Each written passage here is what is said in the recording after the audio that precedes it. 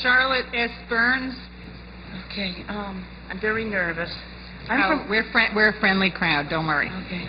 I'm from Palmer, Massachusetts. Served on the Impact Committee in Palmer. I don't think much thought has been given to this casino folly. I've got a number of questions to ask the committee.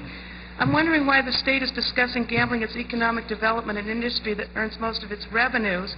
I've read 80 to 90% from problem gamblers, people in trouble, desperate folks. Casinos, leave a trail of tears of broken hearts, bankruptcies, and suicides. Why is the state discussing gambling on an industry that uses addictive machines to make its billions in profits? It looks to me like a big swindle, enticing folks into throwing away their hard-earned money. I'm wondering, where's the social conscience in this state? I hear, Connecticut has gambling, why shouldn't we? Well, I teach at a special needs school, and I hear that logic from our kids. Jobs. Why is all yours and the governor's energy invested in bringing gambling to Massachusetts instead of trying to bring in healthy industries like high-tech engineering, educational institutions, healthcare, biotech, information, clean energy, with good jobs, with jobs of the future with a spin-off effect? What happened to our Massachusetts miracle? Was that gambled away too on Wall Street? NPR interviewed a teacher and a social worker from Nevada. They said Nevada was the hardest hit state in this country. Nevada depends on the casino industry. Folks are desperate for work there. Is this the answer to our unemployment? I am a member of the union, the MTA. Where were these unions when free trade was signed and when jobs went to Asia, when the air traffic controllers were fired?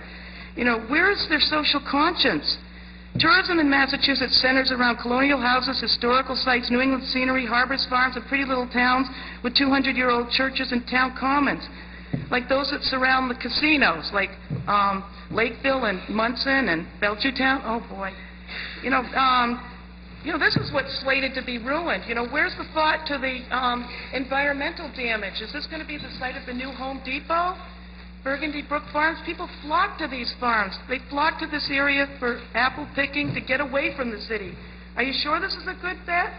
What will be the cost of gambling addicts, the college kids, dads and moms who are wiped out? I have a friend who was shocked by the pawn shops in Reno with entire tools of people's trades that were gambled away.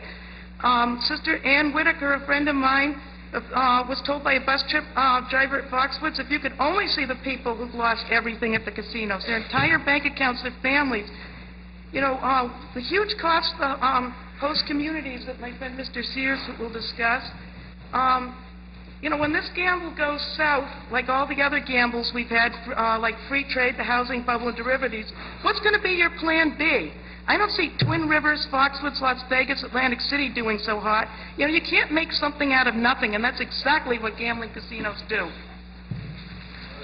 Thank you. Any questions?